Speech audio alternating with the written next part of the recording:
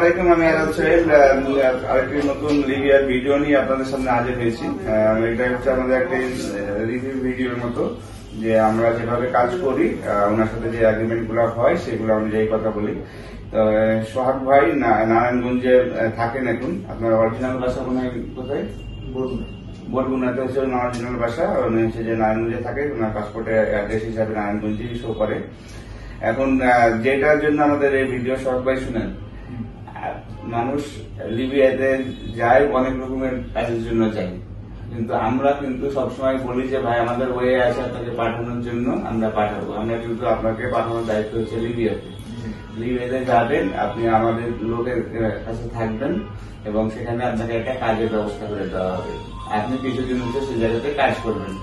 এই কাজের পরে আপনি যদি কোনো মনের অন্য কিছু থাকে, আপনি তো অন্য জায়গায় যেতে চান বা সেই জায়গায় রেসপন্সিবিলিটি কিন্তু আমাদের না। হ্যাঁ, এটা কিন্তু একদম ক্লিয়ারলি বলে নিচ্ছি এই কারণে, কারণ এগুলো নিয়ে অনেক সময় অনেক রকমের কথাবার্তা হয়। হ্যাঁ, নারী শিক্ষা বাহিনীর বা এরা মনে করে যে না আমরা মনে হয় যে ইটালি পাঠানোর কন্ট্যাক্ট নিয়ে ইটালি কাজ করছি। হ্যাঁ, আমরা যে মানব পাচার করতেছি। আমি আপনাকে জেনুইনলি ভিসা দিয়ে লিবিয়াতে কাজের জন্য পাঠাচ্ছি। আপনি সেখানে যে কাজ করবেন, বেতন পাবেন, থাকবেন। এই চুক্তিতেই তো আপনাকে পাঠাচ্ছি নাকি? হ্যাঁ, এখন আমাদের যে সার্ভিস দিলাম আপনাকে, মোটামুটি আমরা এক সপ্তাহের ভিতরে আপনার আমাদের কাছে পাসপোর্ট জমা দেয়, এক সপ্তাহের ভিতরে আপনাকে আমরা ফ্লাইট দিচ্ছি।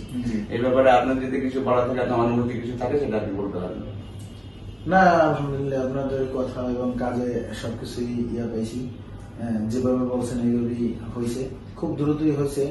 এরপরও দেখা গেছে আপনারা উল্টা আর কি আমার কাছে সময় চেয়েছেন যে যদি আপনার কোনো থাকে বলতে পারেন দেরি করে, কিন্তু আমি বলছি না ঠিক আছে দেন, তাড়াতাড়ি দেন। তো খুব দ্রুতই করে দিচ্ছেন, এর জন্য ধন্যবাদ জানাই আপনাদেরকে কাজ করতেছেন।